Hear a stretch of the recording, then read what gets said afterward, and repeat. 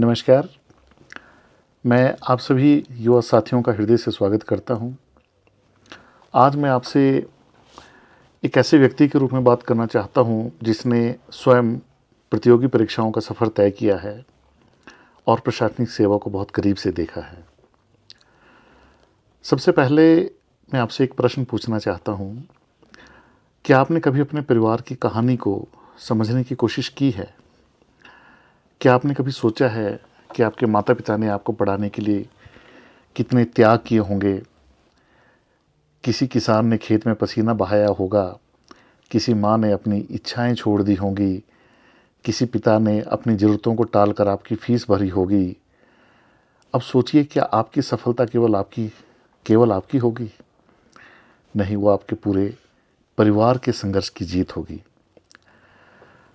आज मैं विशेष रूप से उन विद्यार्थियों से बात करना चाहता हूँ जो गाँव से आते हैं, जिन्होंने हिंदी माध्यम में पढ़ाई की है या जिनके पास महंगी कोचिंग लेने की फ़ीस नहीं है, साधन नहीं है। मैं आपसे केवल एक बात कहना चाहता हूँ, आपकी भाषा आपकी कमज़ोरी नहीं है। आपका गाँव आपकी सीमा नहीं है। आपकी आर्थिक स्थिति आपकी पहचान नहीं है। हाँ, हो सकता है कि अंग्रेजी माध्यम के विद्यार्थी शुरू में कुछ विषयों में सहज हों। ये भी हो सकता है कि शहरों में संसाधन अधिक उपलब्ध हों, लेकिन अंतिम जो चयन है वो भाषा या शहर नहीं करता। अंतिम चयन आपका अनुशासन, आपकी निरंतर मेहनत, आपकी सोच और आपका चरित्र करता है। मैंने ऐसे अनेक विद्यार्थियों को देखा है जिन्होंने छोटे-छोटे गांव से निकलकर प्रशासनिक सेवाओं में अपना स्थान बनाया। इसलिए कभी भी स्वयं को किसी से कम नहीं आंकना चाहिए। मैं एक महत्वपूर्ण बात कहना चाहता हूँ। अधिकांश विद्यार्थी कहते हैं मुझे एक अच्छी नौकरी चाहिए।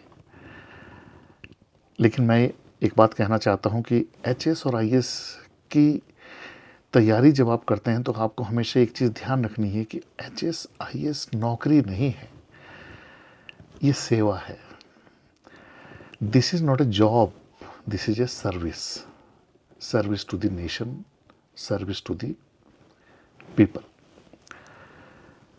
नौकरी जनरली वो होती है जिसमें आपको एक लक्ष्य दिया जाता है, आपको लक्ष्य को पूरा करना होता है, आप उस लक्ष्य को पूरा करते हैं और उसके बदले में वेतन प्राप्त करते हैं। लेकिन एक अधिकारी का जो जीवन है वो इससे कहीं बड़ा होता है। यहाँ केवल फाइलें नहीं चलती, यहाँ लोगों की उम्मीदें चलती हैं। यहाँ केवल आदेश नहीं दिए जाते, यहाँ न्याय किया जाता है। एक अधिकारी उस किसान की आवाज़ बनता है जिसकी कोई सुनवाई नहीं होती। वो उस विधवा का सहारा बनता है जिसे सरकारी सहायता की आवश्यकता होती है। उस गरीब विद्यार्थी की आशा बनता है जिसे छात्रवृत्ति चाहिए। उस बुजुर्ग की मदद करता है जो वर्षों से अपने अधिकार के लिए भटक रहा है। और सबसे महत्वपूर्ण, उन लोगों की आवाज़ बनता है जिनकी आवाज़ कोई नहीं सुनता। यही कारण है कि प्रशासनिक सेवा जो है वो केवल वेतन का माध्यम नहीं है। इट्स नॉट ए जॉब, ये समाज में परिवर्तन लाने का अवसर है। दोस्तों, अगर आपका लक्ष्य केवल वेतन पाना है तो मैं ये समझता हूँ कि बहुत सारे विकल्प जो है वो उपलब्ध हैं, आप उनका चुनाव कर सकते हैं। लेकिन अगर आपका लक्ष्य सम्मान पाना है, उत्तरदायित्व को समझना है और समाज की सेवा करना है, तो प्रशासनिक सेवा आपके लिए है।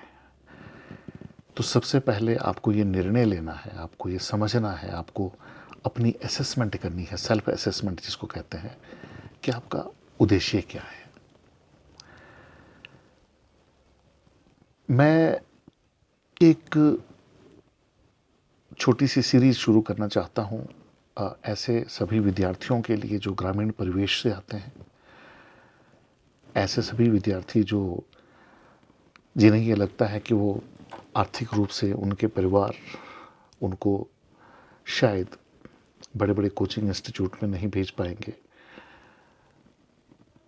अगर आप सच में ये प्रण लें कि आप डिसिप्लिन के साथ, कमिटमेंट के साथ, कैरेक्टर के साथ, डेडिकेशन के साथ और एक अच्छी लगन के साथ, जुनून के साथ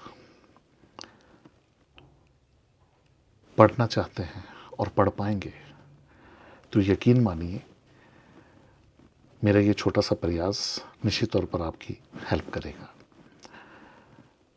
मैं ये तो दावे के साथ नहीं कहना चाहता हूँ कि जो लोग दिल्ली, चंडीगढ़ या फिर अन्य शहरों में कोचिंग ले रहे हैं वो गलत है। निश्चित तौर पर गाइडेंस की आवश्यकता होती है। अगर आप कोचिंग ले रहे हैं और आप कोचिंग ले सकते हैं और अच्छे इंस्टीट्यूट से कोचिंग ले सकते हैं, तो निश्चित तौर पर वहाँ का जो एनवायरनमेंट होता है, वहाँ का जो माहौल होता है, उसका बहुत फ़र्क पड़ता है। और अल्टीमेटली वो जो माहौल है, वो जो एनवायरनमेंट है, यही कहीं ना कहीं डिसाइडिंग फैक्टर होता है। पर इसका मतलब ये नहीं है कि अगर आप कोचिंग इंस्टीट्यूट को ज्वाइन ना करें या ना कर पाएँ तो आप प्रशासनिक जो अधिकारी वो नहीं बन सकते। ऐसा बिल्कुल भी नहीं है। बहुत सारे आपने मैगजीन्स में इंटरव्यूज़ देखे होंगे जिसमें ऐसे बहुत सारे युवा हैं, लड़के भी लड़कियां भी, जिन्होंने बिना किसी कोचिंग संस्थान को ज्वाइन किए सेल्फ स्टडी करते हुए खुद की जो अपनी आत्म शक्ति है उस पर विश्वास करते हुए तैयारी की और सफलता पाई। एक ट्रेंड जो मार्केट में चलता है वो ये है कि आपने कितने अटैम्प्ट में जो है वो ये एग्ज़ाम क्लियर किया। देखिए, अटैम्प्ट मैटर नहीं करता। कोई फर्स्ट अटैम्प्ट में कर ले तो अच्छी बात है। ये वो व्यक्ति हो सकता है जिसको बहुत अच्छी गाइडेंस मिली है शुरू से। ये वो व्यक्ति हो सकता है जिसने +2 के बाद से पढ़ाई का क्रम जारी रखा है। ये वो व्यक्ति हो सकता है जिसने ग्रेजुएशन के साथ सिविल सर्विसेज की तैयारी की है। और ये वो व्यक्ति हो सकता है जिसको गाइड करने वाले माता पिता, बहन, भाई या फिर और कोई क्लोज रिलेशन में कोई ऐसा व्यक्ति है जिसने खुद इस एग्ज़ाम को क्लियर किया है। क्योंकि प्रोफेशनल गाइडेंस बड़ा मैटर करती है। जब आप अपने घर में एक एनवायरनमेंट ऐसा बनाते हैं कि आप और कोई बातें नहीं करते, सिर्फ सिविल सर्विसेज से रिलेटेड ही बातें करते हैं, तो निश्चित तौर पर ये भी एक एग्ज़ाम है। यहीं आपके साथ बैठे लोग ही हैं वो जो इस एग्ज़ाम को क्लियर करते हैं। और मैं समझता हूँ कि अगर आप अनुशासन के साथ, लगन के साथ, सिलेबस को समझते हुए और अपनी शक्तियों को पहचानते हुए इस एग्ज़ाम की तैयारी करें, किसी किस्म का भटकाव ना हो और अच्छी आपको गाइडेंस मिल जाए, तो निश्चित तौर पर आप ये एग्ज़ाम अपने घर में बैठे भी बहुत अच्छे मार्क्स के साथ पास कर सकते हैं। तो इसी उम्मीद के साथ, इसी उद्देश्य के साथ मैं एक छोटा सा प्रयास कर रहा हूँ जिसमें हमारे गांव में या फिर गांव से जो कॉलेजेस में, यूनिवर्सिटीज़ में पढ़ने विद्यार्थी आते हैं, एक सपना लेकर, माँ बाप का सपना लेकर कि हमें कुछ बनना है, लेकिन कहीं ना कहीं उन्हें गाइडेंस की कमी मिलती है। तो उस गाइडेंस की कमी को दूर करने के लिए मैं एक छोटा सा प्रयास कर रहा हूँ कि आपको इस वीडियो के माध्यम से कोशिश करूँगा कि उन सब चीज़ों से अवगत करवा सकूँ जिसके साथ आप इस एग्ज़ाम को अच्छे से आप इसकी तैयारी कर सकते हैं। और कर्म करना जो है वो हमारे हाथ में है, फल ईश्वर के अधीन है।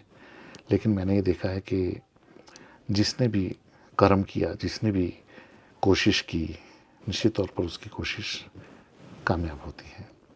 तो आज के लिए बस इतना ही। बहुत जल्द मिलते हैं नेक्स्ट किसी और टॉपिक पर। दोबारा हम बात करेंगे। धन्यवाद।